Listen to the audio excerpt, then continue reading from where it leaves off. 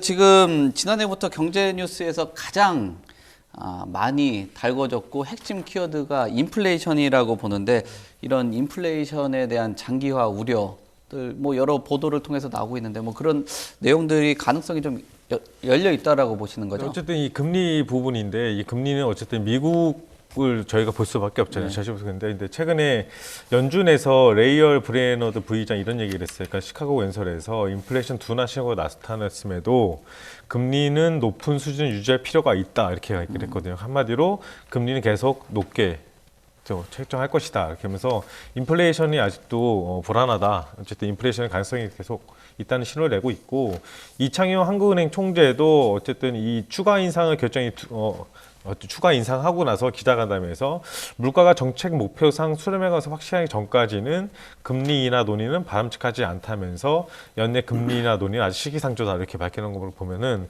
인플레이션 어느 정도 장기화 가능성이 상당히 많고 아직도 풀리는 돈이 상당히 많다. 그래서 아직 걷어주기에서 해서 인플레이션의 장기화 가능성은 상당히 높다고 이렇게 볼 수 있습니다. 네. 작년까지만 해도요, 저희가 뭐 집통위 프로그램들 보면 그 대부분의 국민들이 부동산 전문가였으면 올해부터는 경제 전문가로 돼야 되는 거 아니냐, 막 그런 의식들도 있는 상황이거든요. 저도 뭐 여러 매체들을 통해 가지고 우리 그 신세동 교수님 뭘 좀 주목해서 저는 많이 봤던 그런 편인데, 이런 그 교수님께서 바라보시는 그 인플레이션 장기화될 가능성이 있다라고 보시나요? 어떻습니까? 그렇죠. 장기화되죠. 네. 뭐 어떤 두 가지 의미... 차원에서. 네. 네. 첫째, 한국은행이 물가를 잡을 생각이 없어요. 말로는 뭐 물가 안정을 정책이, 통화 정책의 제일 우선이라고 말은 하지만 전 립 서비스라고 보는 게, 제롬 파월은요, 제가 제롬 파월을 지금 한 10년째 지켜보고 있는데, 그 양반은 카메라만 들이대면 우리 연준의 목표는 물가가 2%입니다라는 말을 한 번도 빠짐없이 하고요. 아까 레이얼 브레나드 이야기하는데, 레이얼 브레나드도 최근 발표에서 우리는 2% 목표를 끝까지 지킬 것이라는 말을 강조해서 하거든요.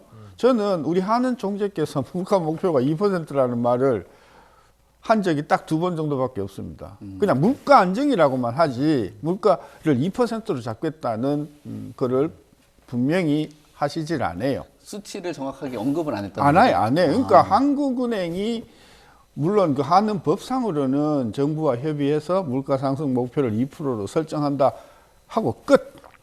저는 그래서 한국은행의 기본 목표는 물가가 2%로 잡는 게 아니다. 근데 그게 그럼 나쁘냐? 나쁘다고 할 수는 없다. 네. 제가 만약에 하는 총재라고 하면 설사 내가 못 잡고 안 잡는다 하더라도 우리는 1.0입니다라고 저는 제롬 파월 같이 끊임없이 이야기를 했을 거예요. 근데 그걸 안 하고 있다는 것에 주목을 할 필요가 있고, 그래서 이제 하느니 금리를 올릴 때는 항상 베이비 스텝으로 기운다는 이제 그런 어떤 추측을 할 수가 있는 것이고, 또 하나는 더 근본적인 문제인데요. 우리가 지금 물가가 5% 나오잖아요. 지난달에 CPI가. 그거를 결정하는 5%가 나온 결정적인 이유가 뭘까요? 원자재 가격일까요? 아닙니다. 원자재 가격은요, 굉장히 많이 떨어졌어요. 전년 동비로. 이게 전년 동비로 막 40%, 50% 올라가던 게 지금 전부 10%, 뭐 8%, 9%대로 전년 동비로 많이 떨어졌거든요. 그래서 우리가 원자재 가격이 물가, 소비자 물가에 그 영향을 미치는 정도는 1%, 원자재 가격 1%에 4%예요. 그러니까 원자재 가격이 100% 오르면 물가가, 소비자 물가가 4% 올라요. 그러니까 지금 현재 소비자 물가를 결정하는 가장 큰 숨어 있는 파워는 원자재 가격은 아니라는 거죠. 왜? 원자재 가격이 지금 계속해서 지금 떨어지거나 아니면 전년 동비로 거의 비슷한 수준. 그럼 뭐냐? 전 인건비라고 봐요. 인건비가 우리 그 물가에, 소비자 물가에 미치는 정도는 한 50% 돼요. 와, 그렇게 차이가 많이 나나요? 그렇습니다. 왜냐하면 우리는 그 CPI의 구조 자체가 약 절반 정도가 이 인건비에서 결정되거든요. 그러면 금년에 지금 뭐 모든 경제 주체들이 작년에 물가가 6, 7% 올랐으니 내 급여도 최소한 5~6% 이상을 올려줘야 되는 이런 네, 요구가 네. 우리 5천만 국민한테 네. 다 있잖아요. 예, 예. 그게 지금 금년에 계속 반영될 것 아니에요. 그러면 그것으로 인한 물가 상승률만 해도 최소한 3%는 추가를 얹어야 된다는 이야기죠. 그러다가 지금 작년에 안 올렸던 공공요금을 이제 금년에 본격적으로 그렇죠. 올리기 시작하죠. 그러면 그래서 뭐 어제 추경호 장관은 뭐 3% 연말에 3% 그러는데 희망사항인 거고요. 진짜 정부가 물가를 잡고 싶은 생각이 있었으면 작년에 부가가치세를 전격 2%포인트 낮췄었어야 돼요.